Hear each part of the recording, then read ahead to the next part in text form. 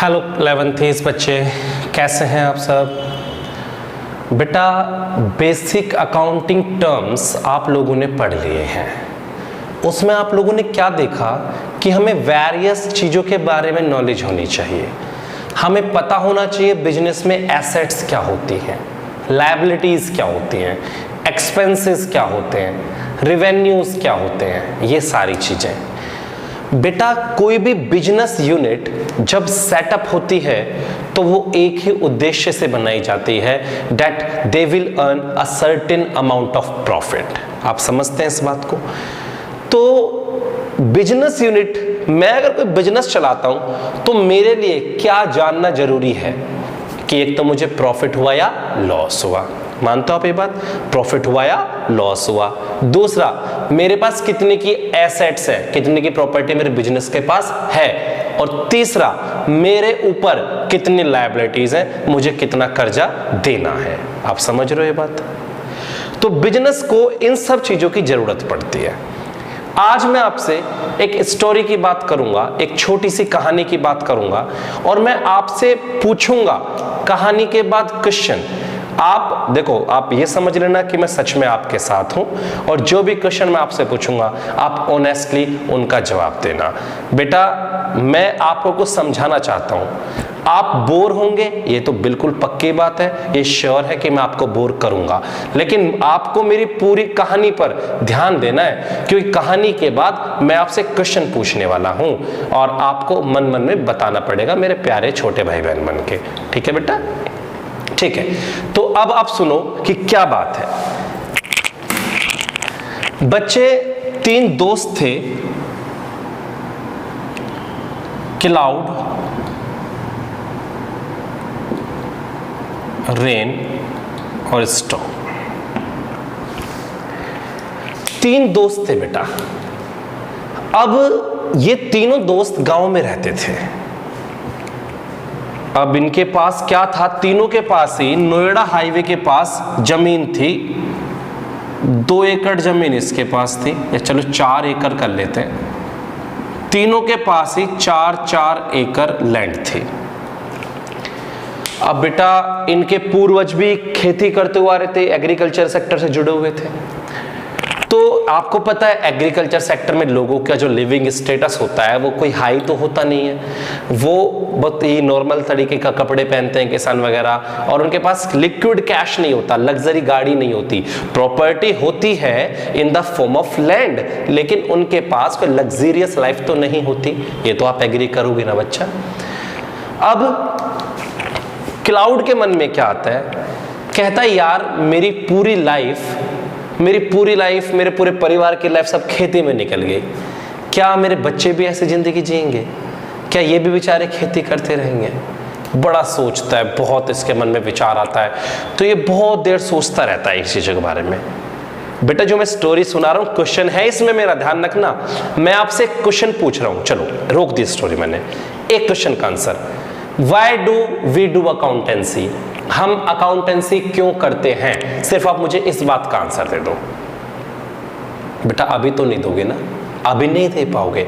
और मैं आपसे 5 मिनट बाद पूछूंगा तो आपको ऐसे चीज से समझा दूंगा कि आप कहोगे भैया मजा आ गया, अब तो पता चल गया क्यों अकाउंटिंग करते हैं, क्यों अकाउंटेंसी करते हैं।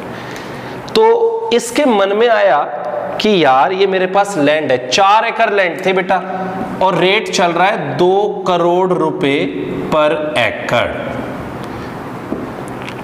क्या किया इसने? अपनी 4 एकड़ लैंड बेच दी, 8 करोड़ रुपए लेके आया और 8 करोड़ रुपए लेके आके बाहर शहर में रहने लगा। एक अपना घर बनाया, अच्छा सा कुछ काम किया और वहां पैसा कमा के जीने लगा।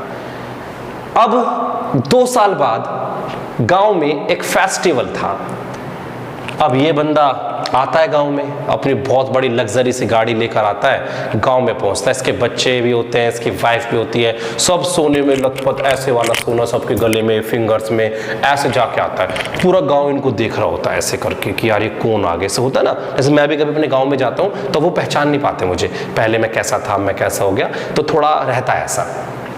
तो सब देख रहे भाई इतना पैसे वाला कौन आ गया गांव में, इतनी बड़ी गाड़ी किसके पास आ गई। तो उनमें से एक बंदा जो रेन और स्टॉर्म थे, इन्होंने देखा, रेन ने देखा कि यार ये तो क्लाउड है, ये तो यही गांव का बंदा, इस पे इतना कैसा पैसे आ गया, पैसा कहां से ले आया इतना, ये समझ लो ना आप भैया, पैसा ले आया। ये इसके पास गया कि भाई तू तो हमारे साथ ही रहता था, तू ऐसा कैसे हो गया, इतना बड़ा पैसे वाला कैसे बन गया। इसने कहा भैया मेरे पास जो लैंड थी ना, मैंने वो बेच दी और मैंने जाके एक गोल्ड का शोरूम खोला था। आज मेरे पास 5 गोल्ड के अलग अलग जगह पर शोरूम है और मेरा बहुत अच्छा बिजनेस है। तो रेन के समझ में बात आ गई। अब रेन क्या सोचता है, रेन सोचता है देखो 2 साल बाद आया था ये, तो इसके पास भी 4 एकड़ लैंड थी, आज लैंड का रेट हो गया 4 करोड़ पर एकड़। ये सोचता है अगर मैं भी अपनी लैंड बेच दूं तो, अगर मैं भी अपनी लैंड बेच दूं, लेकिन इसके मन में एक डर रहता है, इसके मन में डर ये रहता है कि भैया अगर मैं अपनी लैंड बेच दूं और मेरा बिजनेस ना चला तो मैं तो जमीन से भी जाऊंगा और लॉस में भी चला जाऊंगा। हर एक इंसान पैसा लगाते हुए कम से कम ये बात तो सोचता है ना बेटा। तो बड़ी समस्या है इसके सामने। इसने बोला, रेन ने क्लाउड से, भाई जमीन तो मैं भी बेच दूंगा, तो मुझे अपना पार्टनर बना ले, लेकिन मैं तेरे साथ काम करूंगा।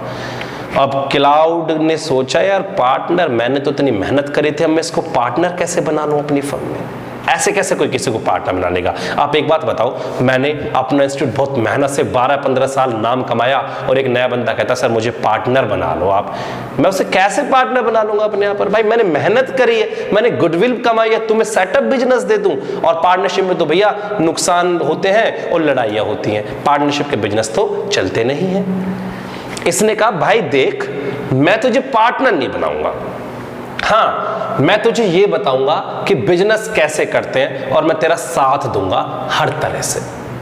बेटा स्टोरी में बोर मत होना, अब स्टोरी स्टार्ट होगी, अब स्टोरी में क्वेश्चंस आने शुरू होंगे। तो उसने कहा जी ठीक है हम करते हैं। तो क्या हुआ, रेन ने अपना सारा जो इसके पास लैंड थी वो बेच दी। अब रेन ने लैंड तो बेच दी, अब ये शहर में आ गए। अब कहता है रेन क्लाउड से जी क्या करना है। ये कहता भाई देख, पहले ना एक शॉप खरीद, पहले एक शॉप खरीद, ठीक है जी। अब पिक्चर चालू बच्चे, तो इसके पास 4 करोड़ के हिसाब से 16 करोड़ रुपए आए।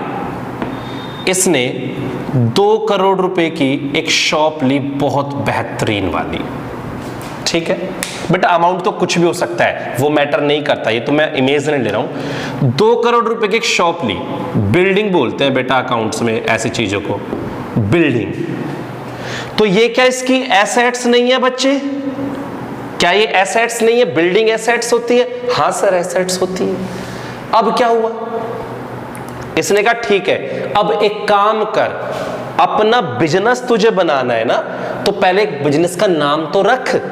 भाई तुम एक बात बताओ, तुम किसी ज्वेलरी शॉप पर जाते हो, क्या उसका कुछ नाम नहीं होता? ऐसे ही छोटी दुकान कैसी भी हो, उसका एक नाम होता है। वो उसी नाम से सर्राफा बाजार में, जो गोल्ड की मार्केट होती है सर्राफा बाजार बोलते हैं, उस मार्केट में वो रजिस्टर्ड होता है वहां पर। तो इसने कहा भाई अपने बिजनेस को रजिस्टर्ड करा। ये गया, इसने रजिस्ट्रेशन पे खर्चा कर दिया। बेटा बिल्कुल ध्यान देना है आपको, रजिस्ट्रेशन पे एक्सपेंस कर दिए 50,000 रुपए। चलो हम तो थोड़े बड़े पैसे वाले आदमी है ना, तो लाखों में बात करते हैं। तो इसका लग गया 10 लाख रुपए रजिस्ट्रेशन वगैरह में, सारे प्रोसेस में, वो ऊपर नीचे का सब कुछ लगा के। ठीक है सर। अब क्या हुआ, इसने कहा भाई दुकान बनाइए, दुकान में फर्नीचर लगा बेहतरीन सा, शोकेस, वो खड़ी रहते ना मूर्तियां, जो स्टैचू खड़ा जिनमें वो स्टैचू में बहुत सारी ज्वेलरी लटकी होती है, वो हाथ पैरों में सब कुछ, कि भाई वो तो लगा, जितना अट्रैक्टिव होगा उतना ही तो बिकेगा। इसने कहा भाई सही बात बताइए बिल्कुल। इस बंदे ने क्या किया, फर्नीचर ले आया, 1 करोड़ रुपए का ये फर्नीचर ले आया। फर्नीचर ले आया 1 करोड़ रुपए का, तो ये भी इसकी क्या बनी, एसेट्स बनी। अब फर्नीचर भी आ गया, फर्नीचर में उसमें सोफा वगैरह सारी चीज आ गई। तो बेटा ये इसका अब तक का हिसाब किताब रहा। अब इसने बोला किससे, क्लाउड से, कि भैया फर्नीचर भी आ गया, अब क्या करूं। अब इसने बोला क्लाउड ने, भाई देख वर्कर लेके आ, बड़े एक्सपर्ट से वर्कर होने चाहिए जिनमें बहुत स्किल्ड हो और लाजवाब ज्वेलरी बना दे वो। इसने कहा जी ठीक है, वर्कर लेके आते हैं। इसने लेबर हायर करी वेजेस पर, वेजेस देते हैं लेबर को। 20 लड़के लेके आया जो मार्केटिंग भी करेंगे, उनमें एक वो बंदा भी चाहिए जो गन लेके खड़ा होता है, गनमैन भी चाहिए होता है, सब कुछ चाहिए होता है ना बेटा। तो इसने वेजेस करी और पूरे वर्कर की साल की वेजेस थी 10 लाख रुपए, चलो वेजेस मान लेते हैं, हो गया जितना। अब इसने वर्कर से पूछा, भाई साहब मेरी दुकान को बढ़िया बढ़िया ज्वेलरी से भर दो, पूरी दुकान में चारों तरफ ज्वेलरी हो, बताओ कितना सोना लेके आऊं। वर्कर ने कहा जी काम करो आप, कम से कम न तो 5 किलो सोना ले आओ।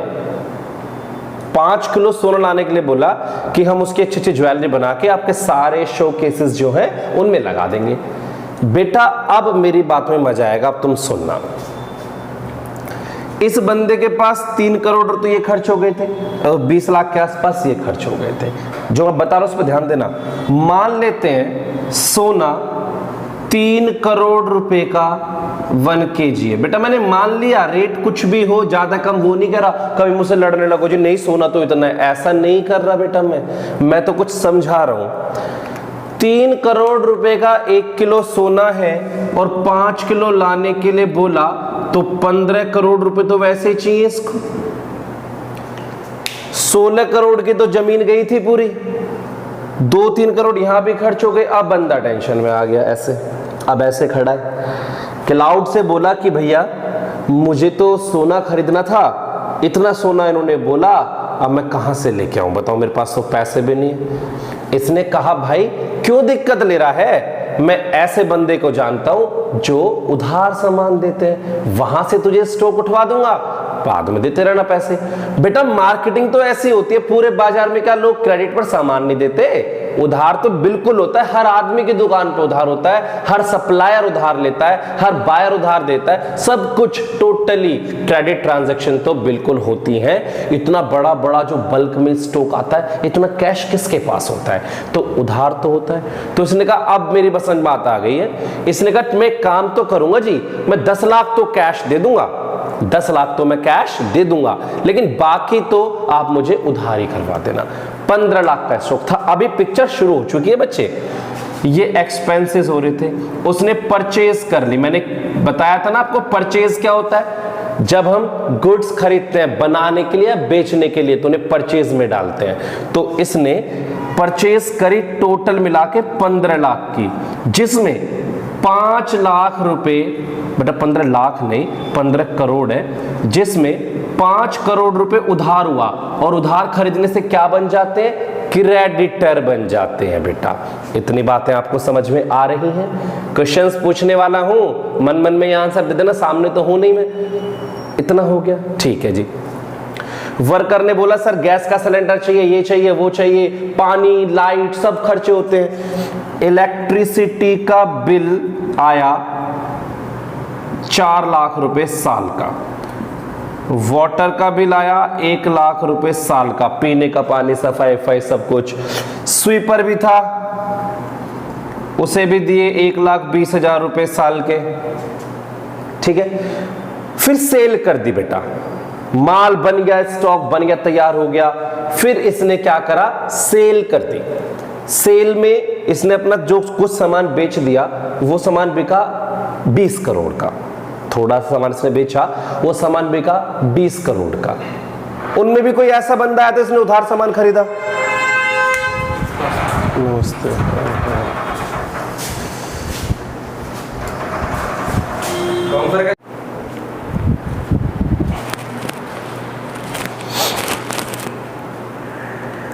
तो जो 20 करोड़ की सेल करी है इसने बेटा, तो उस सेल में भाई जैसे इसने परचेज क्रेडिट पे किया होगा तो सेल भी तो क्रेडिट पे कर सकता है। तो हमने मान लिया कि इसने जो सेल्स करी वो 20 करोड़ की करी, तो ये इसका क्या होता है, रेवेन्यू बेटा।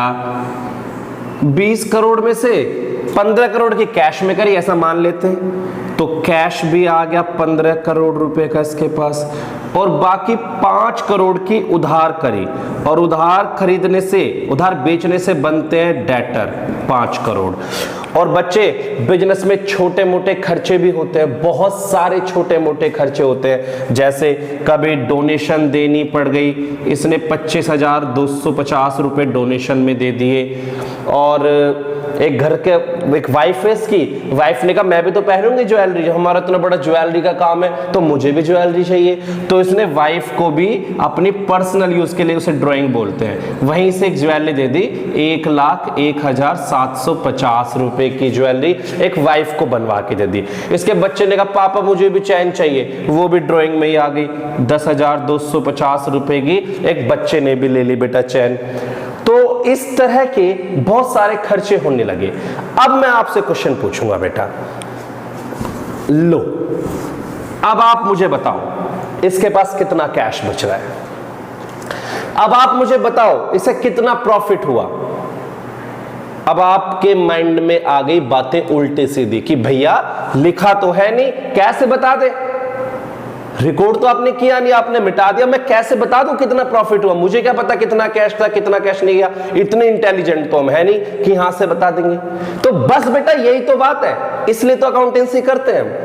अगर हम डाटा को रिकॉर्ड ही नहीं करेंगे तो आप प्रॉफिट कैसे बता पाओगे। लेकिन अगर वही चीजें मेरे पास अभी रिटर्न में होती तो आप हिसाब लगाते, जी इतना आया इतना गया, और मुझे प्रॉफिट बता देते।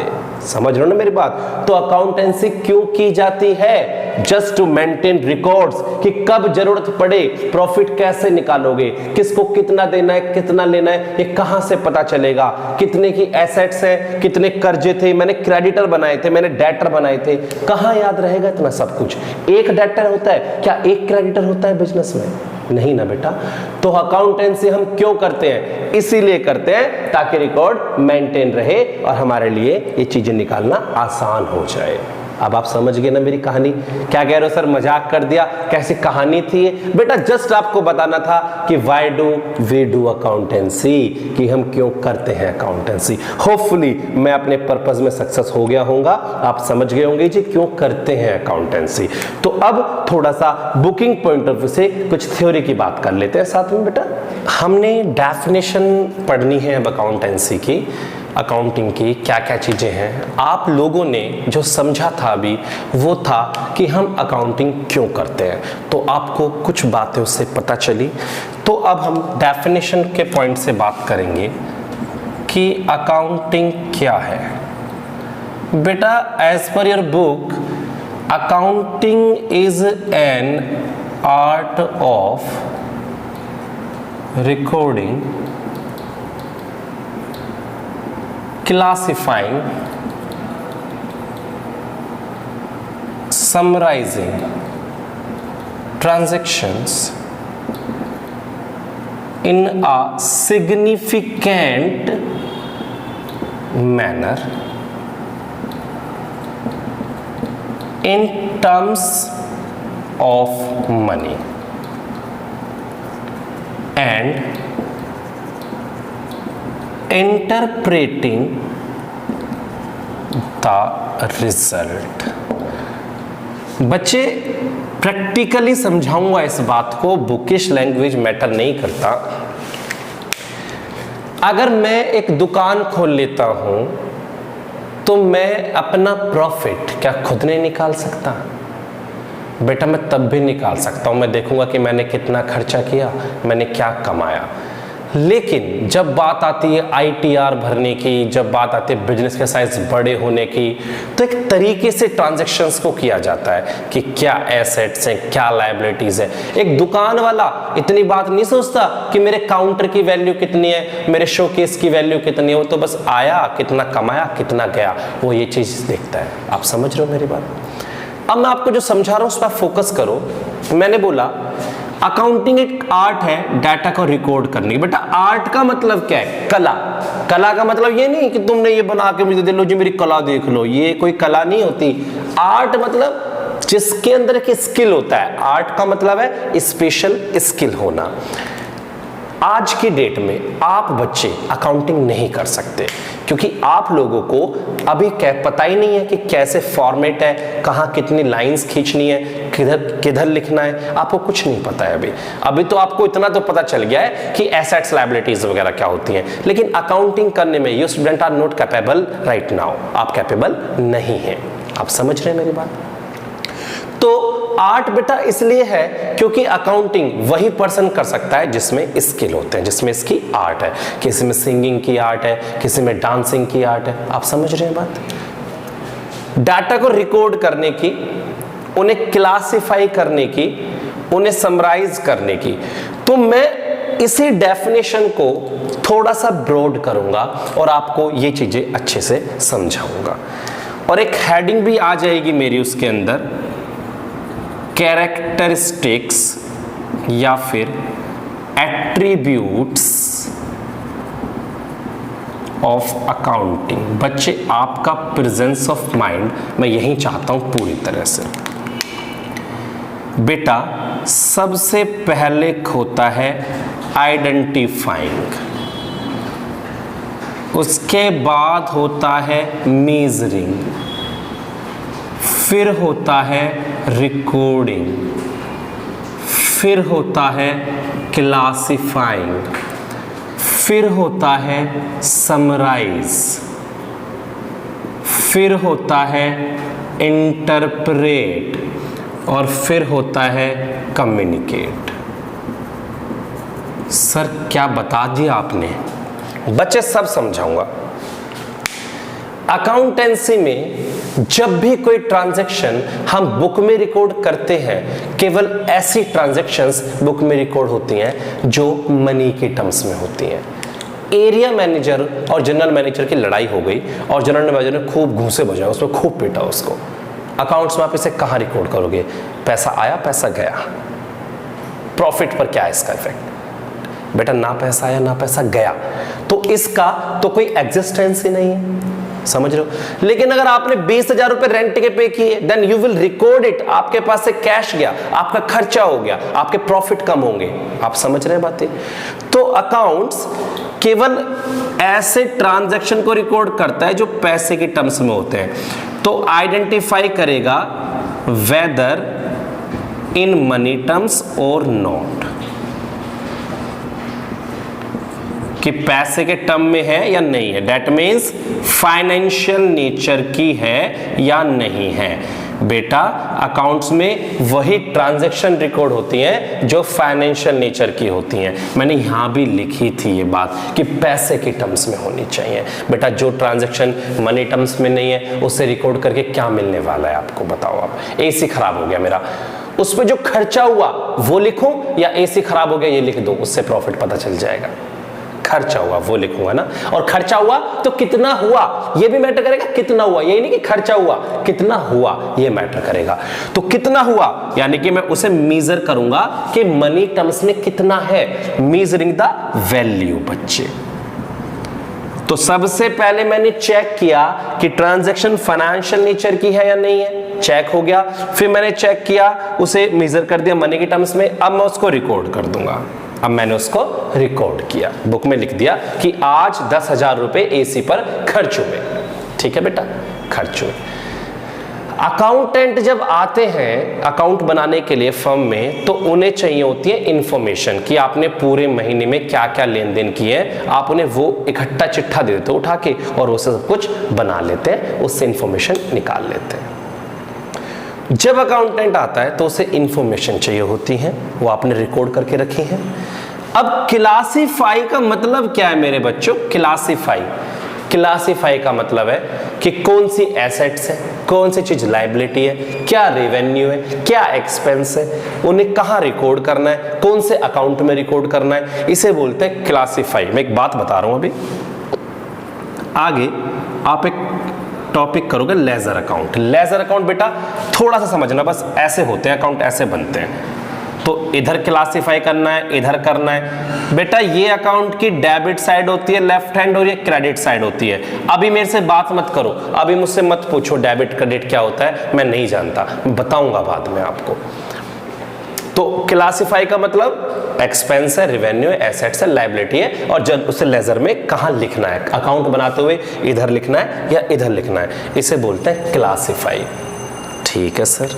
बेटा एक बात आपसे पूछूं, एक महीने में मैंने बहुत सारे खर्चे किए होते हैं और एक महीने में मुझे बहुत सारी रिसीप्ट आती हैं मेरे पूरे, या फिर देखो अकाउंटिंग महीने की भी होती है, साल की भी, डिपेंड करता है कौन सा बिजनेस कैसा है। ईयरली अकाउंटिंग भी करते हैं, मंथली अकाउंटिंग भी करते हैं। तो मैंने जो इतने सारे खर्चे करे होंगे, जब मैं महीने के एंड में अपना प्रॉफिट निकालने बैठूंगा तो मैं सारे खर्चों को एक साथ प्लस करूंगा, सारी इनकम जहां जहां से पैसा आया उन्हें प्लस करूंगा और इनकम में से खर्चों को माइनस कर दूंगा, तो मुझे प्रॉफिट का पता चलेगा। आप इस बात को एग्री करते हो? तो बेटा मैंने सारे खर्चे एक साथ उठा के ले आया ना, उसे बोलते हैं समराइज करना। समराइज करना, समराइज का मतलब बेटा यहां लिखूंगा टू ब्रिंग टुगेदर, उन्हें एक साथ लाना। बेटा आप ना ऐसे मत बनाना, आप ऐसे बनाना, पहले ये फिर ये फिर ये, इस तरह से। मेरा बोर्ड नीचे जाएगा तो वीडियो में विजिबल नहीं होगा, इसलिए मुझे ऐसे करना पड़ रहा है। तो समराइज का मतलब हो गया एक साथ लाना। इसके लिए अकाउंट बनेंगे, वो नाम मैं अभी नहीं लेना चाहता आपसे, वो तो बाद में बात करूंगा मैं आपसे, ठीक है। तो उसके लिए भी हम समराइज करेंगे। उसके बाद बेटा इंटरप्रेट। इंटरप्रेट का मतलब रिजल्ट निकल के आएगा, रिजल्ट कि प्रॉफिट है या लॉस है। इंटरप्रेट में रिजल्ट निकल के आएगा कि प्रॉफिट हुआ है या लॉस हुआ है, और वो रिजल्ट किसको बताना है, कम्युनिकेट करेंगे उस रिजल्ट को। किससे? यूजर से। बेटा कम्युनिकेट करने का मतलब, आपने अकाउंटिंग क्यों की? अकाउंट बना के मालिक को दिखाओगे आप कि देखो जी ये इतना प्रॉफिट हुआ है, और जो वहां आपके वो बैठे हैं मैनेजमेंट, उसे पॉलिसी बनानी होती है। किस बेसिस पर? कि प्रॉफिट कम हुआ तो क्यों हुआ, प्रॉफिट ज्यादा हुआ तो क्या पॉलिसी नहीं बनाए। तो जब भी कोई मैनेजर आगे की पॉलिसी बनाएगा तो पहले पीछे का रिकॉर्ड देखा ना कि हमें कहाँ का दिक्कतें आई है, मान तो नहीं बात। तो उन रिकॉर्ड को चेक करके कि भाई यहाँ पे ये खर्चा ज्यादा हुआ, तब ये खर्चे रोकने ताकि प्रॉफिट ज्यादा आ जाए। और अगर से लग रहा है प्रॉफिट कम हुआ है, क्या भाई प्राइस बढ़ाओ, सेल से पैसा बढ़ना चाहिए। तो वो सारी पॉलिसीज जो बनेंगी वो सब कम्युनिकेट करने से तो बनेंगी। आप जब तक यूजर को नहीं दोगे डाटा, तब तक वो कैसे कर पाएगा बेटा? समझ गए? अब आप समझ सकते हो अकाउंटिंग एक आर्ट होती है डाटा को रिकॉर्ड करने की, क्लासिफाई करने की, समराइज करने की, ठीक है, एक सिग्निफिकेंट मैनर, एक इज्जत से, तरीके से, इन टर्म्स ऑफ मनी, और बाद में इंटरप्रेटिंग द रिजल्ट। कोई दिक्कत नहीं है, आप इसको एज इट इज बनाना। अभी हम आगे बढ़ेंगे।